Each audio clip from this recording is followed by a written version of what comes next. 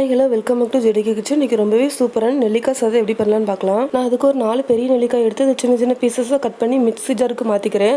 நல்லா ஃபைனாக அரைச்சி எடுத்துக்கலாம். ஒரு பேனில் தேவையான அளவு எண்ணெய் ஆட் பண்ணியிருக்கேன். எண்ணெய் நல்லா சூடானதுக்கு அப்புறமா நான் கொஞ்சமாக கடுகு, கொஞ்சமாக வேர்க்கடலை ஆட் பண்ணியிருக்கேன். வேர்க்கடலை கொஞ்சம் நல்லா கலர் சேஞ்ச் ஆனதுக்கப்புறமா நான் 3 பச்சை மிளகாய் ஆட் பண்ணியிருக்கேன். கொஞ்சமாக கருவேப்பிலை ஆட் பண்ணியிருக்கேன். இனிமேல் நம்ம அரைச்சி வச்சுருக்க அந்த நெல்லிக்காயை ஆட் பண்ணிக்கலாம். ஒரு 1 நிமிஷம் கொஞ்சம் நல்லா வதக்கி விட்டுக்கோங்க. தேவையான அளவு உப்பு ஆட் பண்ணிக்கோங்க. நான் கொஞ்சமாக மஞ்சத்தூள் ஆட் பண்ணியிருக்கேன். நல்லா மிக்ஸ் பண்ணி விட்டுக்கலாம். இனி நான் வடித்து வச்சுருக்க சாதத்தை எடுத்து ஆட் பண்ணிக்கிறேன்.